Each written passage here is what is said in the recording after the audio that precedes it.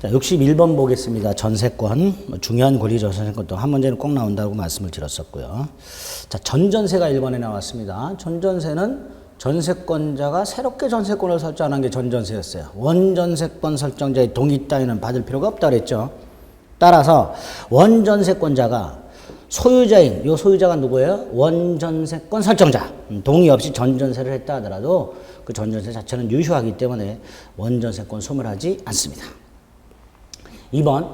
자, 건물전세권이 법정갱신되면 다른 것은 다 전전세권과 동일한 조건이지만 기간은 정함이 없죠. 기간은 정함이 없습니다. 각 당사자는 언제든지 소멸을 통고할 수 있죠. 2번 존속기간은 2년으로 본다는 주택임대차의 법정갱신입니다. 건물전세권의 법정갱신이 아니라. 3번은 제3자가 불법 점유하는 건물에 대해서 용익목적으로 전세권을 취득한 사람, 물권이죠. 물권이니까 취입됐으니까 물권적 청구권 행사할 수 있다. 3번이 답이죠. 4번 전세권자와 같은 용익물권자는 스스로 목적물에 대한 현상 유지에 한다 했습니다. 그래서 필요비도 용익물권자가 지출해야 돼요. 따라서 전세권자는 필요비 상한을 청구할 수 없다. 이렇게 됩니다. 5번 전전세권자도 전세권자이기 때문에 목적물을 경매할 수 있는데 요건이 두 가지였었어요. 원전세권도 소멸하고 전전세권도 소멸하고, 두 번째 원전세금의 반환도 지체되고 있고 전전세금의 반환도 지체되고 있고, 이렇게 되어야 전전세권자는 목적물을 경매할 수 있다고 했습니다. 따라서 5번 원전세권이 소멸하지 않았다면 전전세권자는 목적물 경매할 수 없다. 이렇게 되겠죠. 그래서 옳은 것은 3번. 자, 62번에 유치권. 유치권은 1번. 이렇게 말씀드렸어요. 채권이 먼저 생기고 점유를 하든 점유를 하고 나서 채권이 생기든 유치권은 인정된다 그랬죠. 그러니까 1번 목적물에 대한 점유를 취득한 뒤에 그 뒤에 채권이 성립했다. 유치권 인정된다. 이렇게 되겠죠. 반보가 아니라 담보입니다. 1번. 목적물에 대한 점유를 취득한 뒤에 그 목적물에 관해서 성립한 채권을 담보하기 위한 유치권도 인정된다. 이렇게. 그 다음에 2번. 유치권자는 목적물을 유치권자 스스로 직접 점유해도 되고 제3자가 직접 점유하고 유치권자가 간접 점유해도 된다 그랬어요. 다만 유치권자가 간접 점유하는데 채무자가 직접 점유. 이거는 안 된다 그랬습니다. 따라서 채무자를 직접 점유자로 하여 유치권자가 간접 점유하는 경우 이럴 땐 유치권은 성립하지 않는다 그랬습니다. 3번 유치권자가 점유를 침탈당하면 점유권에 터잡아 반환을 청구할 수 있습니다.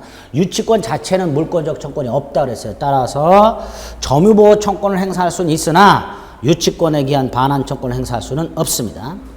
4번 유치권자는 채무자 승낙 없이는 유치물을 사용하거나 대여하거나 담보 제공을 못하도록 되어 있다고 그랬어요. 그게 원칙이라 했어요. 그런데 보존에 필요한 사용은 채무자 승낙 없이 할 수 있다고 했습니다. 보존에 필요한 사용 따라서 유치권자는 유치물의 보존에 필요한 경우에는 채무자 승낙 없이도 유치물을 사용할 수 있다. 이렇게 됩니다. 그 다음에 5번 유치권자가 만약에 유치물의 필요비나 유익비를 유치했다면 이거 돌려달라고 할 수 있고, 두 번째 필요비 유익비에 대해서도 또다시 유치권이 인정된다 했어요. 그런데 유익비에 대해서 상환해야 될 사람이 법원에 청구하여 상환기간을 허여받으면, 상환기간을 허여받았다는 건 상환기간을 유예받았다는 거예요. 유익비를 돌려주는 기간을 유예받았다는 거예요. 그럼 유익비는 아직 변제기가 도래하지 않은 거고 유익비에 대해서는 변제기가 도래하지 않았으니까 유치권 성립이 안 된다 그랬었습니다. 따라서 법원으로부터 유익비 상환 청구권에 대해서 유예기간이 인정됐다. 유익비 상환 청구권을 지금 행사하지 마라. 요때 행사해라. 요때까지. 그 유익비 상환 청구권의 유예기간을 인정받았다는 건 유익비를 상환하는 상환기간을 유예받았다는 거예요. 따라서 유익비에 대해서는 유치권이 인정될 수 없습니다. 5번이 옳은 지문이 됩니다. 63번 갑은 그 소유 나대지의 을의 저당권을 설정한 뒤에 건물을 신축. 법정지상권이나 일괄경매 문제가 나오겠죠. 갑은 그 소유 나대지에 저당권을 먼저 설정을 했어요. 그 다음에 건물을 신축합니다. 저당권 설정이 먼저고 그 다음에 건물을 지었어요. 기본이 이거죠. 나중에 저당권이 실행되어 토지 소유자가 바뀐다 하더라도 법정지상권은 인정 안 된다. 첫 번째고요. 또 하나 을은 건물을 일괄경매할 수 있다. 다만 일괄경매하려면 이 건물이 갑소유여야 한다. 그랬죠? 그 두 가지가 일단 머릿속에 딱 떠올라야 돼. 그러니까 기억. X토지에 대한 저당권 실행을 위한 경매 개시 결정 전에 갑이 A에게 건물 소유권을 이전을 해버렸습니다. 건물 소유자가 A로 바뀌어버렸어요. 따라서 일괄 경매할 수 없다죠. 건물이 갑소유일 때 일괄 경매할 수 있다고 그랬습니다. 기억 X. 니은 을의 저당권이 실행되어 B가 토지 소유권을 취득했다 하더라도 법정상권 따위는 인정 안 된다 그랬습니다. 니은 X. 디귿 저당권 설정 뒤에 X토지에 대한 강제 경매가 실시되어 C가 토지 소유권을 취득했다. 역시 관습상 법정상권 따위도 인정되지 않습니다. 저당권이 설정이 될 때 건물이 있었어야 관습상 법정상권 따위도 인정됩니다. 따라서 디귿 O. 리얼 저당권 설정 뒤에 D가 토지를 매수 취득했어. D. 뭐예요? 제3취득자. 제3취득자 보호장치가 있죠. 저당부동산 제3취득자. 경락인이 될 수 있다. 변제권 및 구상권이 있다. 목적물에 지출한 비용 최우선 상환 받을 수 있다. 5번 틀렸지요? 리을 틀렸지요? 을이 저당권이 실행되면 저당부동산 제3취득자인 D는 목적물 경매 대가로부터 필요비를 우선 상환 받을 수 있다. 라고 해야죠. 옳은 것은 디귿 4번 하나입니다. 64번 근저당권 장래 발생하는 불특정 채권. 액수가 확정되지 않은 불특정 채권을 결산기에 일정일까지를 최우선 변제받을 수 있는 그런 저당권을 근저당권이라 한다 그랬죠. 따라서 근저당권은 두 가지가 중요하다 그랬어요. 최고액의 뜻하고요. 우선 변제 한도라 그랬죠. 채권 최고액. 또 하나가 결산기 도래 전, 즉 채무 확정이 중요하다 그랬고, 채무가 확정되기 전에는 존속기간 바꿀 수 있고, 결산기 바꿀 수 있고, 채권 최고액 바꿀 수 있고, 채무자 바꿀 수 있고, 채무 바꿀 수 있고, 다 변경할 수 있다 그랬어요. 그 중에서 최고액 같은 등기 사항의 경우에는 변경 등기까지 해야 한다. 또 하나가 변경 전 채무나 변경 전 채무자의 채무는 더 이상 근저당권에서 담보되지 않는다. 이런 것들이 기억나시면 돼요. 그러니까 1번이 틀렸죠. 피담보 채무가 확정되기 전에 채무자를 변경할 수 있다. 1번 틀렸지. 최고액에 포함되는 한 지연배상 전부 담보된다 그랬고요. 2번. 당연히 기본계약이 있어야 되죠. 채권을 성립시키는 법률행위가 있어야 되고요. 4번은 후순위 권리자가 경매를 신청했어요. 언제 확정돼요? 경락되고 완납시. 5번은 최고액을 초과해요. 최고액을 초과할 때 후순위 근저당권자가 최고액을 변제하더라도 이 후순위 근저당권자는 제3취득자가 아니기 때문에 선순위 근저당의 소멸을 청구할 수는 없게 됩니다. 자, 그래서 5번 후순위 근저당권은 제3취득자가 아니다. 제3취득자라면 변제하고 구상하고 근저당권 소멸 청구할 수 있지만 제3취득자가 아닌 후순위 근저당권자는 소멸을 청구할 수가 없습니다. 틀린 것은 1번. 65번 계약에서의 청약과 승낙이라고 되어 있어요. 1번 벌써 틀렸어요. 청약은 철회하지 못한다. 527조. 2번 청약은 특정인, 불특정인을 상대로 할 수 있다. 꼭 특정인에게만 하는 건 아니다. 청약은 특정인에게 할 수도 있고 불특정 다수인에게 할 수도 있다. 반면에 승낙은 특정한 청약자에게 해야 된다. 그랬었죠? 3번은 111조 2항 의사표시를 발송한 후에 표의자가 사망하거나 제한 능력자가 되었다 하더라도 그 의사표시 효력에는 아무런 영향이 없다. 3번 효력 상실한다. X. 4번은 531조 격지자 간의 계약은 언제 성립하는가? 승낙통지를 발송한 때 발신주의. 다 틀렸죠. 옳은 거 하나 남았네요. 5번 매매대금 채권이 양도된 후 계약이 해제되었을 때 양수인은 해제로 권리를 침해당하지 않는 제3자에 해당하지 않는다. 왜? 채권 양수인. 조심하자 그랬어요. 채권 양수한 사람, 채권을 압류, 감류한 사람, 계약 해제로부터 보호되는 제3자 아니다. 주둥이 터져라 말씀드렸었죠. 그래서 답은 5번. 66번 설마 이거 틀린 분 없겠죠. 5번 교환계약은 낙성계약입니다. 우리 민법상 14개 전형계약 중에서 현상광고계약만 유물계약이고 나머지는 깡그리 낙성계약이라고 했습니다. 교환계약 낙성입니다. 유상, 쌍무, 낙성, 분류식. 답은 3번.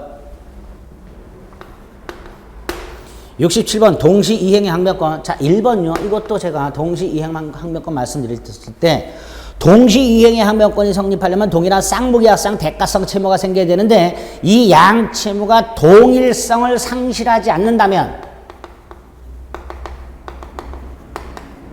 채무가 양 당사자에게 발생한 채무가 동일성을 상실하지 않는다면 동시이행의 항변권은 소멸하지 않는다 그랬고요. 요 상실하지 않는 게 세 가지를 예를 들었어요. 채권이 양도되거나 채무를 인수하거나 또 하나가 1번 지문. 어느 일방의 채무가 이행불능이 되어 손해배상 채무로 바뀌었다 하더라도 그 채무의 동일성이 상실되는 게 아니기 때문에 기존의 항변권은 소멸하지 않는다 그랬었습니다. 그럼 소멸하는 경우는 어떤 경우가 있을까? 상계. 상계가 아니라 경계. 경계 계약을 체결하게 되면 동시이행의 항변권은 소멸한다. 요렇게 말씀을 드렸었어요. 그렇죠? 1번 틀렸죠. 2번 임대차 종료의 보증금을 반환받지 못한 임차인은 동시이행의 항변권을 행사하면서 목적물을 계속해서 적법 점유할 수 있죠. 그러니까 이 점유는 불법행위가 아니지요. 따라서 불법행위 손해배상할 필요가 없지요. 사용수익까지 했다면 사용수익에 대한 부당이득 반환 의무는 있으나 항변권에 터잡아 점유하는 것은 불법 점유가 아니기 때문에 불법행위 손해배상 따위는 책임지지 않습니다. 3번은 동시이행의 항변권을 가지고 있는 자에 대해서 원고가 소송을 제기했을 때 피고가 항변권을 갖고 있다면 이 사람은 이걸 주장해야만 된다 그랬어요. 항변권을 주장하지 않으면 법원은 얘가 항변권이 있는지 없는지 알 수가 없다 그랬습니다.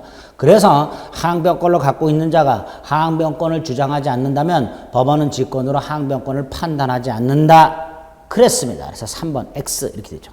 그 다음에 4번은 만약에 항변권을 주장해서 법원이 이걸 받아들이게 되면 유치권하고 똑같았죠. 항변권을 주장해서 법원이 받아들였다. 유치권을 주장해서 법원이 받아들였다. 그러면 법원은 무슨 판결한다? 원고 일부 승소 판결. 원고 패소 판결이 아니라 원고 일부 승소 판결한다 그랬습니다. 상환급부 판결이라 그랬습니다. 그러니까 4번도 틀렸네요. 줄줄이 다 틀렸으니까 하나 남았네요. 5번. 자, 선이행 의무자의 경우에는 항변권이 없는 게 원칙이지만 예외가 2개가 있었습니다. 불안의 항변권이라는 게 하나 있었고 또 하나가 이거. 선이행 의무를 지체하는 동안에 상대방 이행기가 도래. 그러면 선이행 의무자도 항변권을 행사할 수 있다. 즉 특별한 사정을 나는 쌍방 의무는 동시 이행 관계가 된다. 그랬습니다. 예외적으로 선이행 의무자라 하더라도 동시 이행 관계가 성립하는 경우 2개. 불안의 항변권과 5번 2개. 답은 5번. 68번 갑은 자신의 토지를 을에게 매도하면서 대금은 을이 갑의 의무 이행과 동시에 병에게 지급하기로 제3자를 위한 계약. 징글징글하지요. 갑이 요약자, 을이 낙약자, 병이 수익자. 거기에다가 얘가 수익의 의사표시까지 했어. 권리까지 생겼어요. 자, 이때 1번.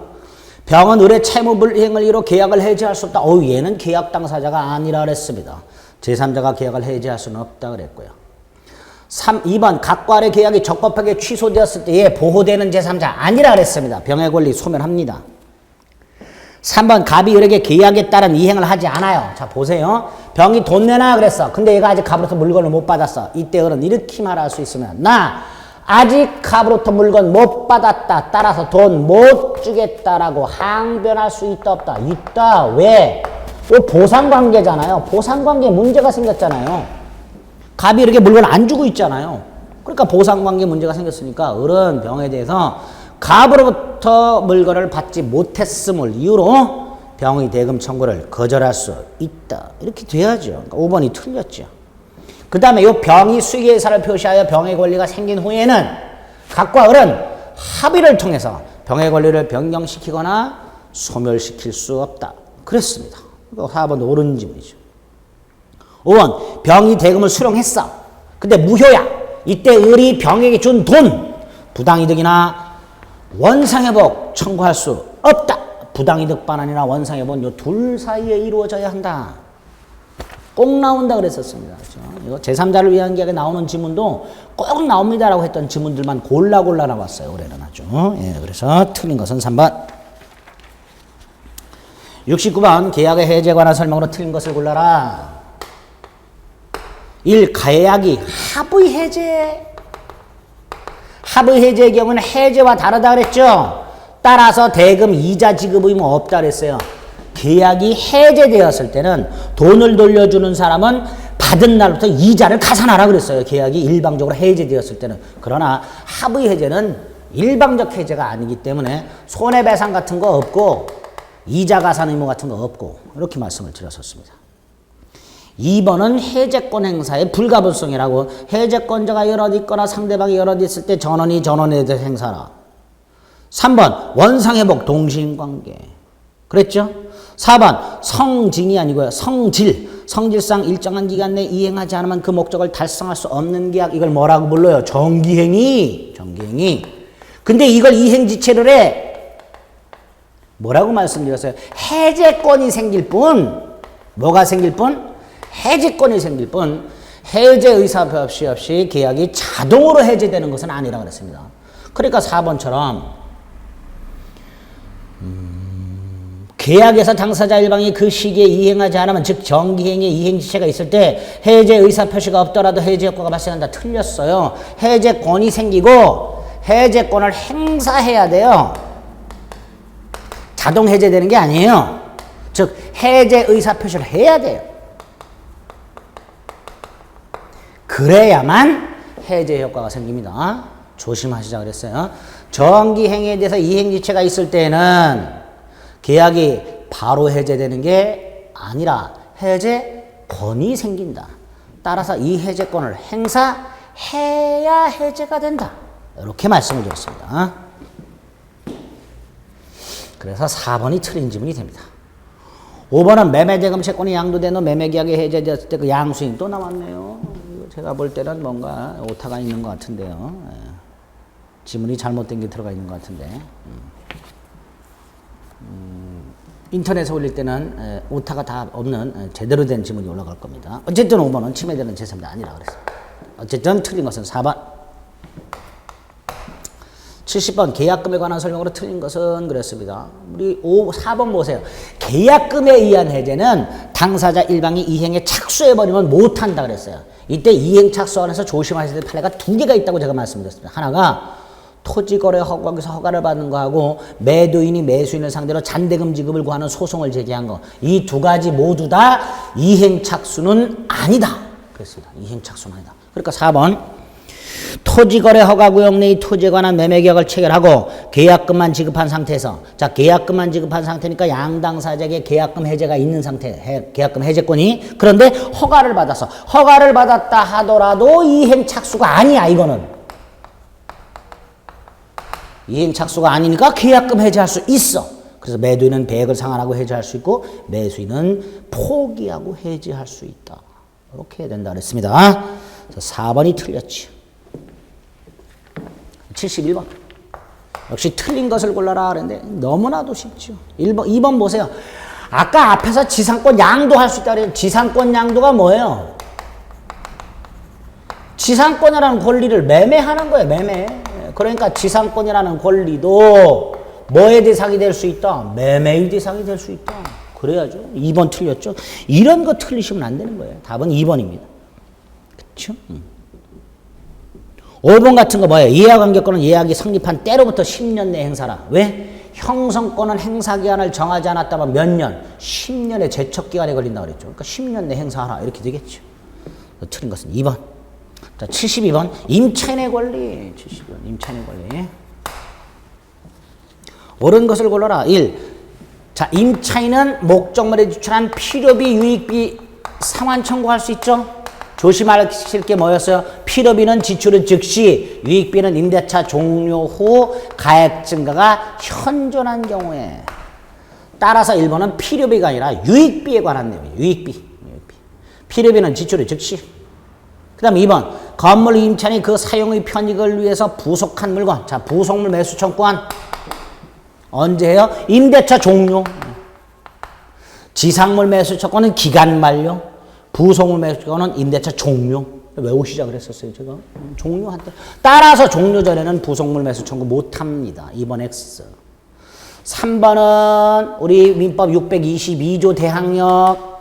건물 소유 목적 토지 임차인이 건물 소유 목적의 토지 임차인이 설령 그 토지 임차권을 등기하지 않았다 하더라도 건물을 지어서 등기하면 그때부터 제3자에게 효력이 있다. 대항력이 생긴다. 조문 그대로 3번이 옳은 지문이 됩니다.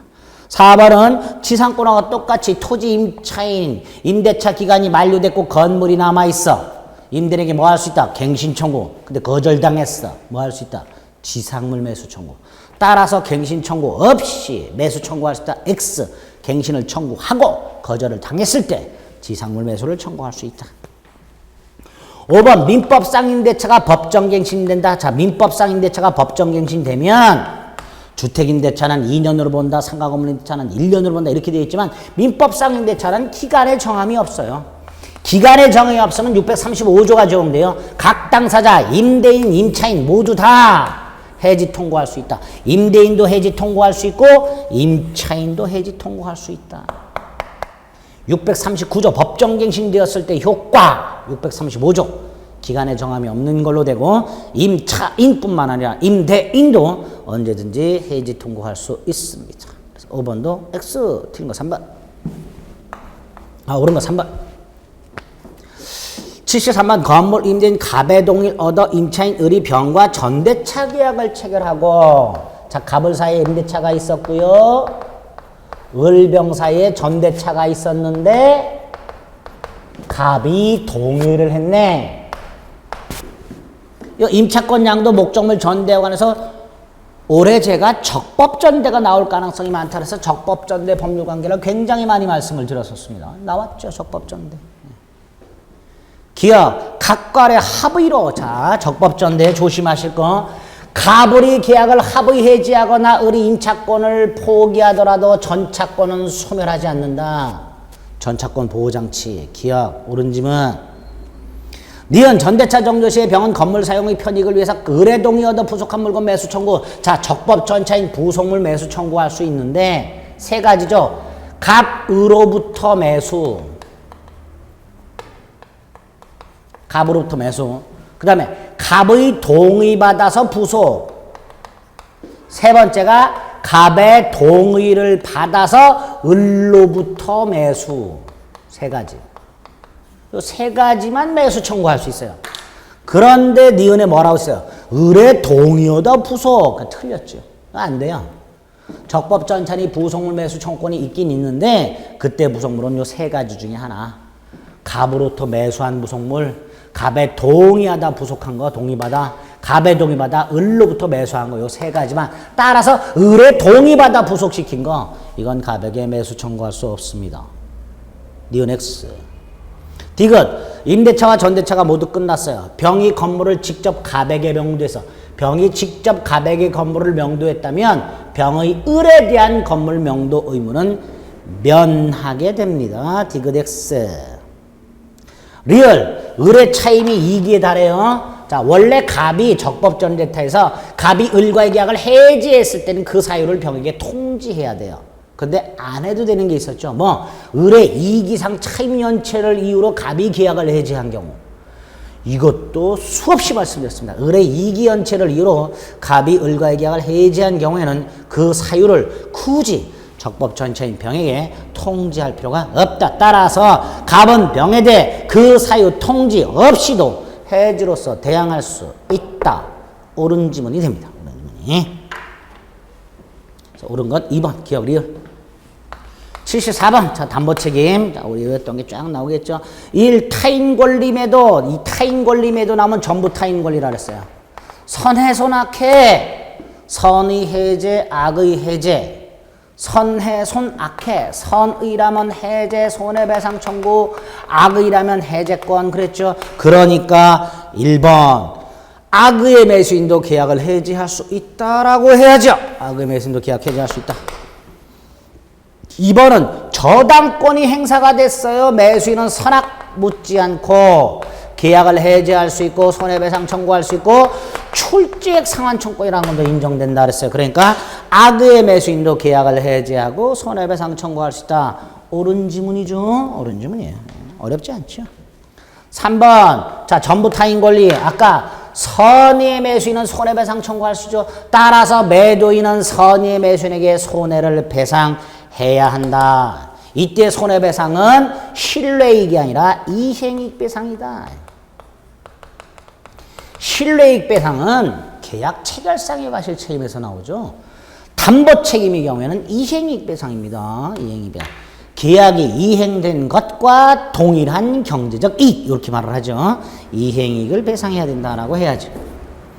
4번 매매 목적 부동산의 전세권이 설정됐다. 계약 전세권이 설정됐다면 매수인은 목적물로 사용 수익할 수 없다. 이럴 때 매수인은 선의인 경우에 하나여 해제 손해배상 청구가 가능한데 해제 무조건 행사할 수 있는 게 아니라 계약 목적을 달성할 수 없는 경우에 하나여 이렇게 되죠.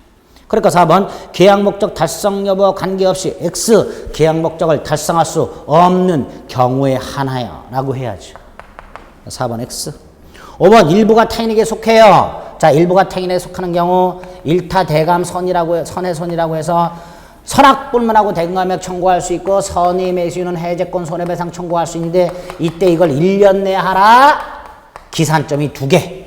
악의 매수인은 계약을 한 날로부터 1년, 선의 매수인은 사실을 안 날로부터 1년. 특히 5번은 제가 수업 시간에 선의 매수인의 경우 틀린 지문으로 계약을 한 날로부터 1년이라고 잘 나온다 그랬습니다. 나왔지 5번. 계약을 한 날로부터 1년. X. 계약을 한 날로부터가 아니라 언제? 사실을 안 날로부터 1년 이렇게 됩니다. 그래서 5번도 틀렸죠. 옳은 것은 2번. 75번 주택임대차보호법이라고 되어 있습니다. 1번 보니까 주민등록 신고 이거 제가 언제 효력 생긴다 그랬어요. 수리한 때. 공무원이 수리한 때. 1번 X. 자 2번은 임차권 등기명령의 집행에 의해서 임차권 등기가 된 주택을 새롭게 임차한 임차인이 소액임차인이라 하더라도 최우선 변제권 따위는 인정되지 않는다 그랬죠. 2번이 답이죠. 3번 임차권보다 선순위 저당권이 존재해요. 그러면 임차권은 소멸한다 그랬어요. 주택이 경매되면. 즉 이 임차인은 경락인에게 대항을 못해. 조금 고급지게 말하면 경락인은 임대인의 지위를 승계하지 않아. 3번 X. 경매의 매수인은 임대인의 지위를 승계하지 않습니다. 4번 소액 임차인이 최우선 변제권이 인정되기 위한 요건이 뭐예요? 주택 경매 신청 등기 전. 경매 신청 등기 전까지 뭘 갖추면 된다? 대항 요건. 확정일자 필요 없어요. 인도 및 주민등록하면 돼요. 그럼 최우선 변제권 인정된다 그랬습니다. 확정일자를 받아야가 아니라 인도 및 주민등록 즉 대항 요건을 갖추면 최우선 변제권 행사할 수 있게 됩니다. 자 5번 주택임대차보호법은 주택의 대지에 대해서도 효력이 미치죠. 주택이 대지에 대해서 효력이 미친다는 게 무슨 뜻이에요? 주택 경매 대금뿐만 아니라 대지의 경매 대가로부터도 우선 변제를 받을 수 있다라는 뜻이라고 말씀을 드렸었습니다. 5번도 X. 옳은 거 2번. 76번 집합건물의 수요 및 권리에 관한 법령상 집합건물에 관한 설명으로 틀린 것은 1. 집합건물 대장에 등록되지 않더라도 구분소유가 성립할 수 있다. 언제 성립해요? 구분행위가 있을 때 아파트를 지은 건설회사가 분양공고했을 때 그럼 그 아파트를 건설한 건설회사는 분양공고 자체가 구분행위라고 그랬고요. 이때 등기하지 않더라도 집합건물 건축물 대장에 등록하지 않더라도 그 각각의 부분에서 구분소유권이 성립한다 그랬습니다. 그래서 신축한 아파트의 구분소유권이 언제 성립하는가? 신축한 자의 구분행위가 있을 때. 등기라든가 집합건물 대장에 등록이 아니라 구분행위가 있을 때 성립하게 됩니다. 자, 2번이 틀렸죠. 이것 갖고도 지금 이의신청하고 복수정답 분분한데요. 간단한 거예요. 공용부분 사용. 조심하시라고 제가 수없이 말씀드렸어요. 용도에 따라요. 용도에 따라. 공용부분 사용은 뭐라고요? 용도에 따라. 민법상 공유물 사용은 전부를 지분 비율로 그러나 집합 건물 공용 부분은 용도에 따라 이거 잘 나온다 그랬습니다. 2번처럼 틀린 지문으로. 답은 2번입니다. 3번 공용부분 시효 취득 대상 안 되고요. 4번 각 공유자는 단독으로 공용부분 보존행위 할 수 있고요. 5번 규약이나 공정증서로 정하지 않는 한 구분소유권과 대지사용권 분리처분 금지가 원칙이죠. 그래서 답은 2번 이렇게 됩니다. 77번 가등기 담보 등에 관한 문제. 일단 동그라미 1번은 뭐예요? 적용범위 소비대차 채권이나 준소비대차 채권을 담보할 목적의 경우면 적용된다 그랬어요. 공사대금 채권, 매매대금 채권, 유류대금 채권 안 된다 그랬습니다. 1번 X 적용 안 됩니다. 그 다음에 청산금을 지급할 필요 없이, 청산금을 지급할 필요 없이가 무슨 뜻이에요? 청산금이 없더란 말이죠. 그 다음에 청산 절차가 종료라고 되어 있습니다. 우리 대법원 판례인데요. 우리 대법원은 청산 절차가 종료됐다라는 말을 가담법에서 정해진 소정, 가담법에 정해진 이걸 가담법 소정, 가담법 그냥 가담법에 정해져 있는 청산 절차, 적법 절차를 거쳐 라는 말이 생략되어 있는 거예요. 여기서 말하는 청산 절차라는 게 뭐예요? 청산 절차가 통지하고 청산기간 지났다 이런 뜻이에요. 청산 절차가 종료됐다라는 말은 변제기 후에 가등기 담보권자가 채무자에게 청산금이 없으니까 없다는 뜻을 통지하고 2달이 지났다 이런 뜻이에요. 그리고 본등기를 마쳤다 이런 뜻입니다. 그게 청산 절차가 종료됐다 이 대법원 판례의 뜻이에요. 그러니까 청산 절차가 없는 경우에 청산 절차가 종료됐다라는 말은 풀었으면 적법하게 통지하고 2월이란 청산기간 지나고 적법하게 본등기까지 마쳤다 이런 뜻이에요. 그러니까 가등기 담보권자가 뭘 취득했어요?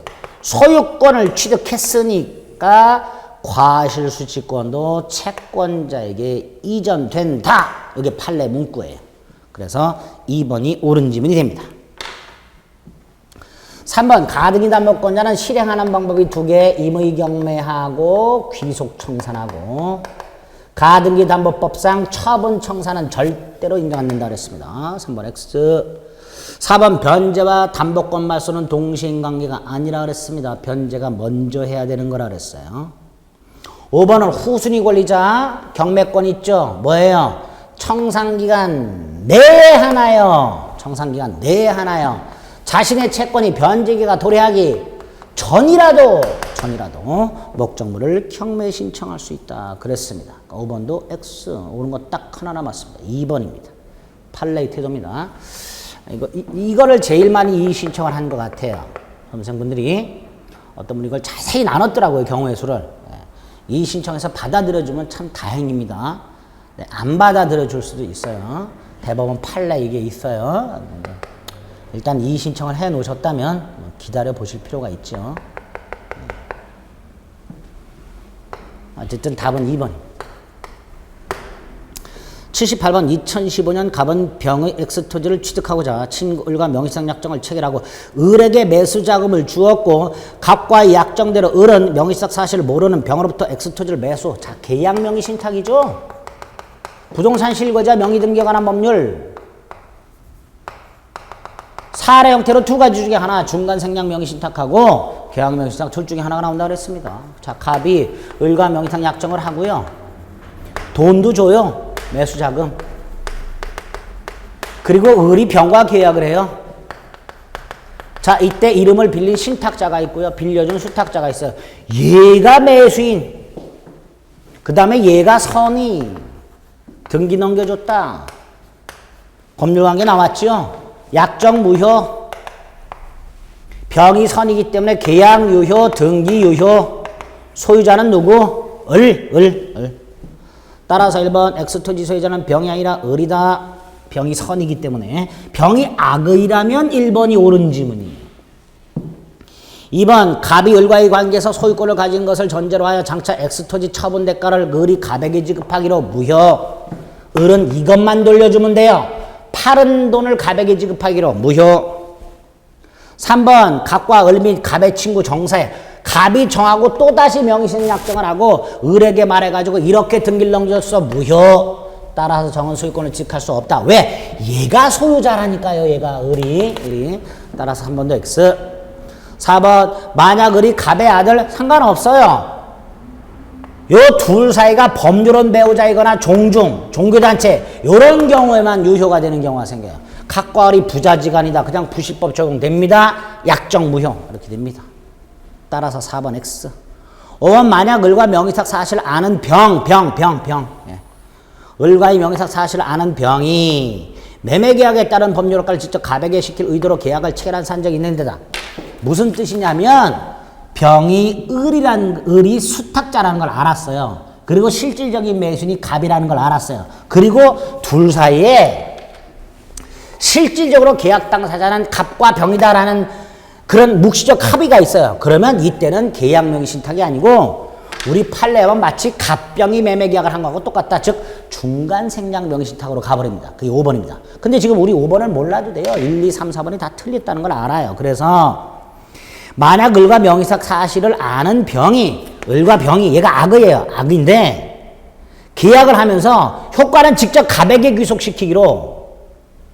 그럼 얘는 대리인에 불과한 거예요. 대리인. 사자에 불과한 거예요. 심하게는. 갑이 을한테 돈을 주면서 병한테 사와라.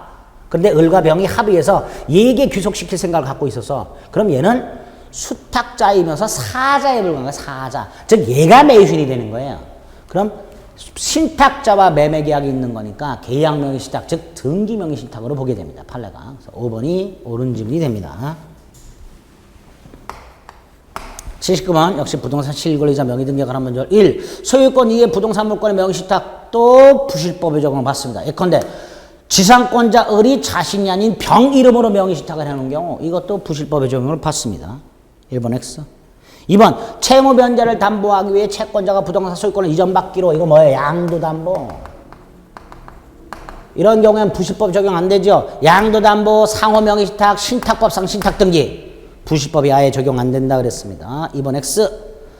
이러이러한 약정은 부동산 실거주자 명의등기에 관한 법률의 명의상 약정에 해당하지 않는다 그랬습니다. 그 다음에 이제 3번도 지금 이 신청을 한 경우가 많은데요. 부동산 실거주자 명의등기에 관한 법률이 적용이 되면 약정은 무효가 된다 그랬고요. 명의상 약정이 무효가 된다 그랬고요. 명의상 약정이 무효라면 이 명의상 약정 해지를 원인으로 뭐뭐 할 수 있다라고 하면 다 틀린 거다 이렇게 말씀을 드렸습니다. 그래서 3번이 옳은 지문이 되는 거예요. 신탁자나 수탁자에게 명의상 약정 해지를 원인으로 이전 등기 따위로 청구할 수 없다 이렇게 해놨습니다. 근데 이제 3번을 이 신청을 이게 꼭 무효인 명의상 약정만 있는 건 아니지 않냐. 이게 만약 명의상 약정이 유효하다면 해지할 수 있지 않느냐. 그래서 3번도 틀린 거 아니냐라고 이 신청들을 하셨어요. 받아들여주면 좋은데 문제 자체가 부실법을 물어보는 거예요. 문제. 제한이 가해져 있어요. 문제. 받아들여주면 좋은데 만약에 안 받아주면 이 신청을 근거가 이렇게 될 거예요. 법에서 부실법을 물어보고 있지 않냐 이렇게 될 거예요. 그래서 부실법을 물어보고 있으니까 약정은 무효가 되고요. 부실법에. 무효라면 해지를 원인으로 뭐뭐 할 수 있다 그러면 틀린 지문이 됩니다. 그래서 없다가 옳은 지문이 됩니다. 3번. 4번 3자간 등기 명의신탁. 뭐죠? 중간 생략 명의신탁이에요. 3자간 등기 명의신탁의 경우에 수탁자가 임의로 등기를 넘겨주게 되면 신탁자에게 임의로 등기를 넘겨주게 되면 요거 실체관계와 일치하는 등기로 유효다 그랬었죠? 실체관계와 일치하는 등기로 유효다. 4번 X. 그 다음에 5번 부실법에 뭐라고 돼 있어요? 부동산 실거주자 명의등기에 관한 법률이 적용이 되면 명의상 약정 무효고요. 수탁자에게 이전되어 있는 등기 법에서는 물권 변동이라고 되어 있어요. 이것도 무효가 되는 게 원칙이에요. 이게 원칙이에요. 또 하나가 이게 무효라 하더라도 선, 악, 불문하고 제3자에게 대항할 수 없다. 이렇게 해놨습니다. 다시 말해서 수탁자와 거래한 제3자는 선악불문하고 보호받는 걸로 되어 있습니다. 그래서 5번 명의상장 무효는 악의의 제3자에게도 대항할 수 없다라고 해야 옳은 지문이 됩니다. 옳은 것은 3번 이렇게 되죠. 자, 하나 남았습니다. 자, 요 80번 개정된 상가건물 임대차 보호법에서 뭐 권리금 이런 것들이 나오는데 복잡하다 그랬어요. 조문 자체가. 그래서 복잡한 조문은 안 나오고 숫자 관련될 게 나올 거다. 숫자 관련된 게 나올 거다. 그 중에서 가장 조심하셔야 될 게 임차인이 새로운 임차인이 되려는 자로부터 권리금을 지급받는 것을 임대인이 방해하면 안 되고, 만약에 임차인이 권리금 지급받는 것을 방해하게 되면 임대인은 손해를 배상해야 된다. 다시 말해서 임차인은 임대인에게 손해배상을 청구할 수 있다. 이때 이 손해배상 청구를 언제까지 할 수 있는가? 요거 나온다 그랬어요, 제가. 두 가지 조심하셔야 했어요. 3년이라는 기간하고 언제부터 3년이냐? 임대차 종료한 날로부터 3년.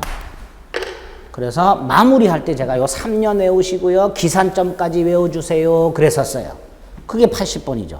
상가건물 임대차 보호법상 임차인이 그가 주선한 신규 임차인이 되려는 자로부터 권리금 지급받는 것을 방해한 임대인에게 손해배상 청구할 수 있다. 이 권리는 임대차가 종료한 날부터 3년 내에 행사하지 않으면 시효환송으로 소멸한다. 올해 요게 나올 수 있다 그래서 숫자 같은 것들이. 그렇죠?